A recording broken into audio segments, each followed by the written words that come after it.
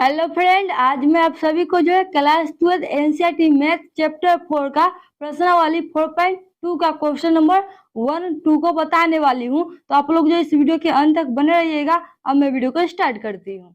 तो यहाँ पर देख लीजिए क्या कहता है। प्रश्नावली कितना है? 4.2 है। 4.2 का क्वेश्चन नंबर 1 यानी कि 4.2 के जो क्वेश्चन बनाइएगा ना, उसमें ये लिखा हुआ है कि बिना प्रश्न किए और सारणिकों के गुण धर्मों का प्रयोग करके जो है आपको निम्नलिखित प्रश्न 1 से लेकर 5 तक को सिद्ध करना है। यानी कि आपको सारणी को विस्तार करके इसका वैल्यू 0 नहीं लाना है। आपको इसमें जो कुछ गुण धर्म का प्रयोग करके 1 से लेकर 5 तक जो है मान ज्ञात करना है सारणी का। तो किस तरीके से कीजिएगा? तो सारणी का कुछ गुण धर्म है, उसको समझ लीजिए। अगर आप सारणिक में मान लीजिए कि ये सारणिक हुआ, ले लीजिए ए बी सी डी है, ठीक है। और इस सारणी को हम कोई बाहरी संख्या से हम गुना कर रहे हैं। सारणी को कोई बाहरी संख्या से जब गुना कीजिएगा तो कितने में गुना होगा? सिर्फ कोई एक पंक्ति में गुना हो सकता है या कोई एक स्तंभ में गुना होगा, ठीक है। सारणी को कोई बाहरी संख्या से गुना कीजिएगा तो कोई एक पंक्ति में गुना होगा या कोई एक स्तंभ में गुना होगा। और कॉमन लेने का बात आएगा तो इसको गुना कर लीजिए। गुना कीजिएगा क्या होगा? 2a 2b होगा, बाकी सी डी हो जाएगा। तो हम एक पंक्ति में गुना किए तो ये हो गया इसका।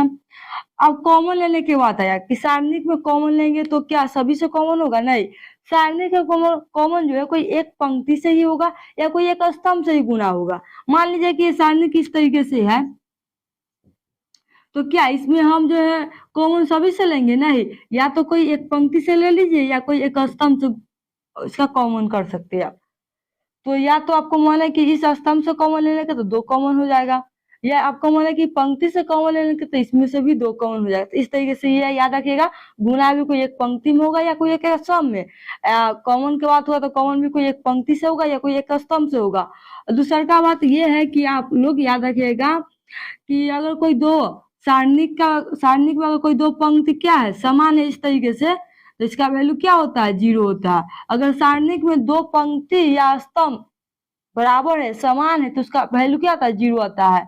इस तरीके से देखिए दोनों पंक्ति क्या है? सेम है, बराबर है, तो इसका वैल्यू क्या आएगा? 0 आएगा। तो इस तरीके से याद रखिएगा। और सारणिक के अंदर में जो है आप इसको जोड़ भी सकते हैं, ये स्तंभ को लेकर इसमें लाकर ऐड कर सकते हैं या इसको इसमें से घटा भी सकते हैं, ठीक है। इतना आप कर सकते हैं। तो इसी का यही गुणधर्म है, इसका प्रयोग करके जो आपको इसका वैल्यू लाना है। तो यहाँ पे देख लिए 1 से लेकर 5 तक सिद्ध करना है। ये क्वेश्चन है, बराबर में आपको 0 लाना है। बराबर में क्या लाना है? 0 लाना है। तो देखिए इसको किस तरीके से बनाइएगा। लिखेंगे LH से,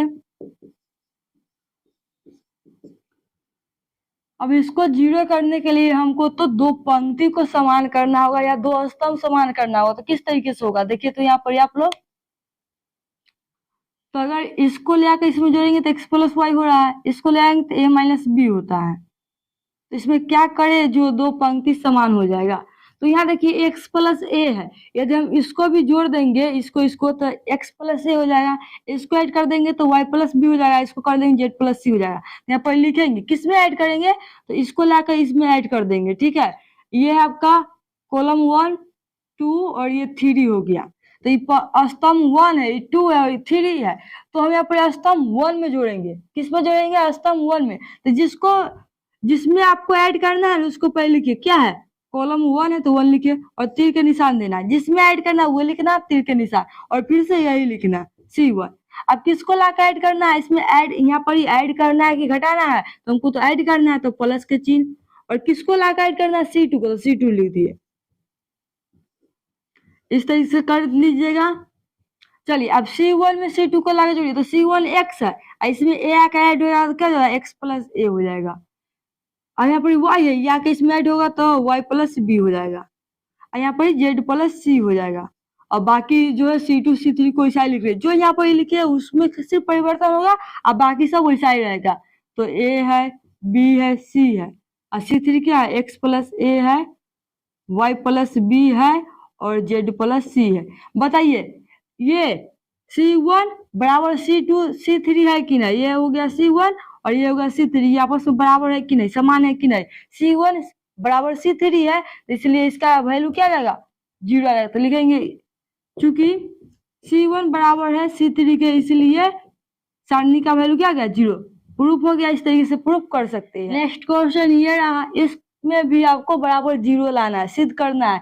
इसमें भी गुणधर्म का प्रयोग कीजिए और बराबर जीरो लाना है। तो देखिए क्या होगा, अगर कोई जीरो बन रहा है तो वो तो नहीं, अगर कोई सारणिक में कोई एक पंक्ति जीरो है या कोई एक स्तंभ जीरो है तो उसका मान क्या होगा, जीरो होगा। तो वो भी बढ़िया रहेगा कि अगर जीरो रह जाएगा तो। चलिए यहाँ पर देखिए क्या करें, अगर इसको लाकर इसमें जोड़ेंगे, यानी कि अगर हम ये R1 है, R1 में जो अगर हम R2 R3 सभी को ले आकर ऐड कर देंगे, R1 में R2 R3 दोनों को ऐड कर देंगे तो क्या होगा, देखिए काका A माइनस बी है, ठीक है। इसे हमको ऐड करना है, इसको ले आकर तो प्लस देंगे, B माइनस सी लिखेंगे, फिर प्लस देंगे, इसको लिखेंगे C माइनस ए।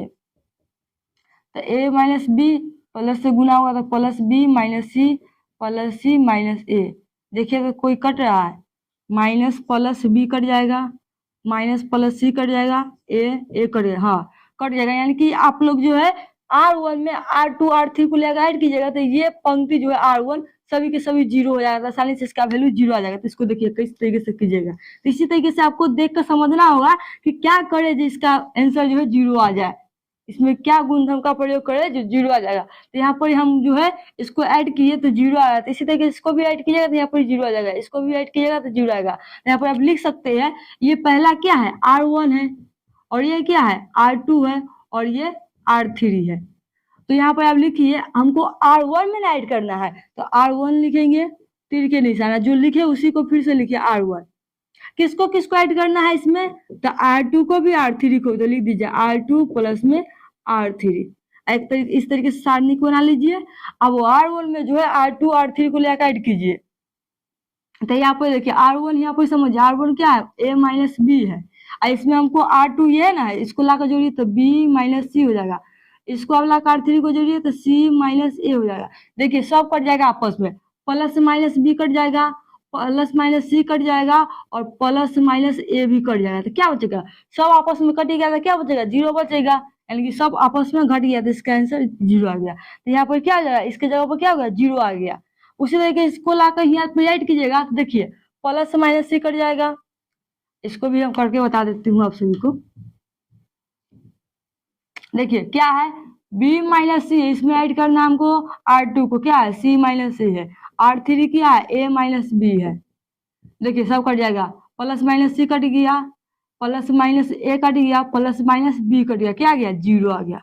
उसी तरीके से इसको भी कीजिएगा तो क्या हो जाएगा, जीरो आ जाएगा। देखिए C माइनस ए में हमको ऐड करना है C2, क्या है A प्लस बी है, ऐड करना है तो प्लस के चिन्ह, B माइनस सी। देखिए प्लस माइनस बी कट जाएगा, कहाँ गया, यहाँ पर मिस्टेक हो गया, फिर से देखिए क्या है, C माइनस ए है, प्लस ऐड करना है तो प्लस लेंगे, तो प्लस है यहाँ पे R2 लिखिए, R2 क्या है A माइनस बी है, प्लस दीजिए, प्लस है तो प्लस, R3 क्या है B माइनस सी, तो B माइनस सी।